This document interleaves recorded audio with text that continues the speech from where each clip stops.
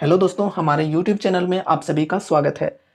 इस वीडियो में हम कुछ 3 fundamentally strong renewable energy sector से बिलोंग करने वाली स्टॉक्स को डिस्कस करने वाले हैं, जिनके अंदर फिलहाल फ्रेश बाइंग के लिए अच्छी अपॉर्चुनिटीज हमें मिल रही हैं। लेकिन हाँ, ध्यान में रखना कि जो भी स्टॉक्स को अभी हम डिस्कस करने वाले हैं, ये सिर्फ और सिर्फ एजुकेशनल पर्पज से करने वाले हैं। तो कोई भी यहाँ पर आप सभी को बाय या सेल की कॉल टिप या रिकमेंडेशंस नहीं मिलने वाले हैं। इस वीडियो को देखने के बाद अगर आपको इनमें से किसी भी स्टॉक के अंदर या फिर तीनों स्टॉक्स के अंदर अगर आपको थोड़ा भी इंटरेस्ट लगता है, तो फिर आगे आपको अपनी खुद की भी स्टडी, खुद की भी एनालिसिस करने हैं एंड उसके बाद ही कोई इन्वेस्टमेंट से रिलेटेड डिसीजंस लेने हैं। या फिर अगर आपके फाइनेंशियल एडवाइजर्स हैं तो आप उनसे भी कंसल्ट कर सकते हो। चलो वीडियो को शुरू करते हैं फर्स्ट स्टॉक के साथ, जो कि है वारी रिन्यूएबल टेक्नोलॉजीज लिमिटेड। ये जो कंपनी है एक स्मॉल कैप कंपनी है, जो कि रिन्यूएबल सेक्टर के अंदर ईपीसी का काम करती है, सोलर पावर प्लांट्स वगैरह सेटअप करने का काम करती है एंड उसके अंदर ऑपरेशन एंड मेंटेनेंस का काम करती है।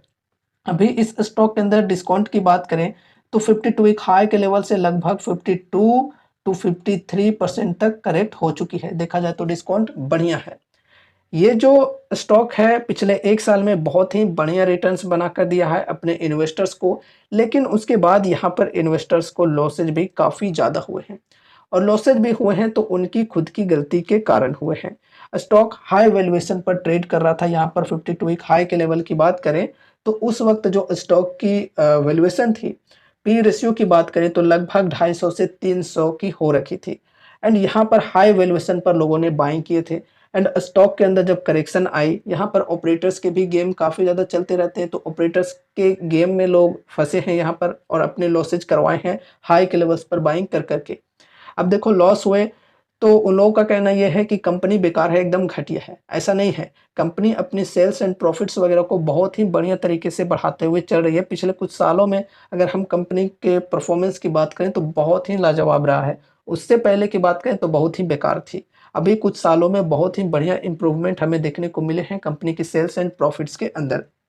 एंड फंडामेंटल्स की बात करें तो फंडामेंटल्स बहुत ही बढ़िया देखने को मिलते हैं कंपनी के अंदर।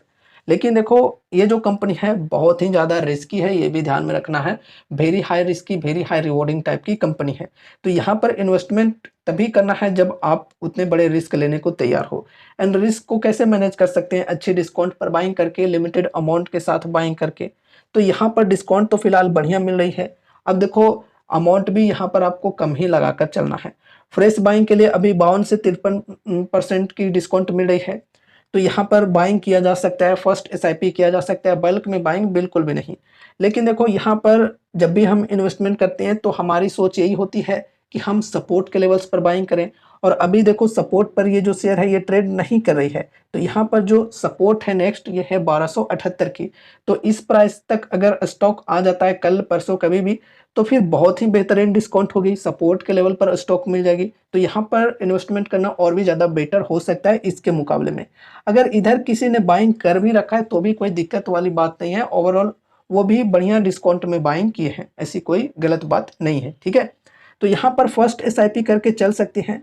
अगर यहाँ से 5 से 10% और ज़्यादा करेक्शन आती है तो फिर यहाँ पर हम सेकेंड अमाउंट ऐड करेंगे। इसी प्रकार से हर 5 से 10% की डिप पर हम एसआईपी करके चल सकते हैं।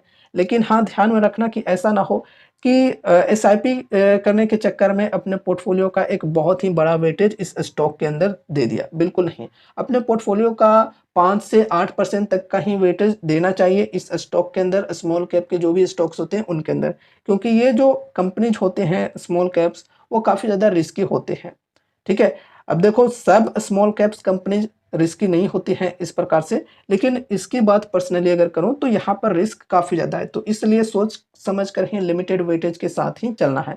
उतना ही अमाउंट लगाना जितना कि लॉस में भी चला जाए तो उससे कुछ खास फर्क ना पड़े आपको। ठीक है, तो इस प्रकार से यहाँ पर फ्रेश बाइंग किया जा सकता है, लेकिन बल्क में बाइंग बिल्कुल भी नहीं।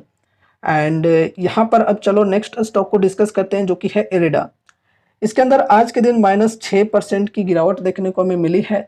अभी यहाँ पर हम डिस्काउंट की बात करें तो डिस्काउंट लगभग यहाँ पर 52 वीक हाई के लेवल से करंट प्राइस तक अगर हम देखें तो लगभग 23% की डिस्काउंट यहाँ पर हमें मिल रही है। तो फ्रेश बाइंग के लिए देखा जाए तो ये भी डिस्काउंट बढ़िया है। एक पीएसयू कंपनी है, रिन्यूएबल सेक्टर के अंदर फाइनेंस करने का काम ये करती है। अगर आपको पीएसयू स्टॉक्स के थ्रू चलना है तो यहाँ पर आप अपनी स्टडी करके इन्वेस्टमेंट कर सकते हो। अगर हम सपोर्ट के लेवल से डिस्काउंट की बात करें तो लगभग 24 से 25% की डिस्काउंट मिलती है, ये भी चलो ठीक है। लेकिन अगर यहाँ पर हम वैल्यूएशन की बात करें तो वैल्यूएशन अभी भी एक्सपेंसिव है। स्टॉक के पी की बात करें तो लगभग 48 की है, इंडस्ट्री पी की बात करें तो 27 की है। तो देखा जाए तो वैल्यूएशन अभी भी एक्सपेंसिव है, इसलिए यहाँ पर हम फर्स्ट अमाउंट ऐड करेंगे, फर्स्ट एसआईपी ऐड करेंगे, कम ही अमाउंट लगाएंगे, बल्क में बाइंग बिल्कुल भी नहीं। फिर यहाँ से और भी ज़्यादा अगर करेक्शन आती है तो ये जो सेकेंड सपोर्ट होगी इसे ध्यान में रखना है, 200 का जो सपोर्ट है। फिर यहाँ पर हम सेकेंड एसआईपी करके चल सकते हैं, सेकेंड अमाउंट ऐड ऑन कर सकते हैं। हर 5 से 10% की डिप पर हम एसआईपी करके चल सकते हैं। अब जो इससे पहले वाली स्टॉक के बारे में हमने बताया वारी रिन्यूएबल्स, उसके वैल्यूएशन को हमने डिस्कस नहीं किया, वहाँ पर अभी भी वैल्यूएशन काफ़ी हाई है, मैं आपको बताना चाहूँगा। देखो अभी जो वारी रिन्यूएबल्स स्टॉक है वो अपने 52 वीक हाई के लेवल से 50% से भी ज़्यादा करेक्ट हो चुकी है, लेकिन स्टॉक की जो वैल्यूएशन है, जो पी रेशियो है, ये 92 की है। इंडस्ट्री की बात करें तो लगभग 41.5 की है। तो देखा जाए तो अभी भी स्टॉक की वैल्यूएशन काफ़ी हाई है, जबकि वो काफ़ी ज़्यादा गिर चुकी है। ठीक है, तो उसी हिसाब से मैं कह रहा हूँ कि बल्क में बाइंग बिल्कुल भी नहीं करने हैं। एंड चलो अब हम नेक्स्ट स्टॉक को डिस्कस करते हैं, जो कि है केपी ग्रीन इंजीनियरिंग लिमिटेड।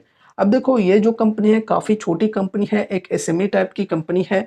तो यहाँ पर आपको जो बाइंग करने होंगे वो लॉट साइज में बाइंग करने होंगे, मिनिमम 1000 शेयर्स खरीदने होंगे, अभी यही सिस्टम है।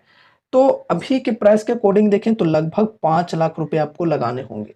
तो क्या आप इतने बड़े अमाउंट का रिस्क लेने को तैयार हो, तो ही यहाँ पर इन्वेस्टमेंट की सोचना। क्योंकि इस प्रकार के जो कंपनीज हैं वो जब गिरने पे आते हैं ना तो 80 से 90% तक इजिली गिर जाते हैं। एंड देखो गाइज, यहाँ पर अगर आप इन्वेस्टमेंट की सोचे हो तो ये आप लोग पहले ही सोच लेना कि जो भी अमाउंट मैं लगा रहा हूँ ये लॉस में भी चला जाए तो उससे मुझे कुछ खास फर्क नहीं पड़नी चाहिए। ठीक है, उस प्रकार की यहाँ पर रिस्क है।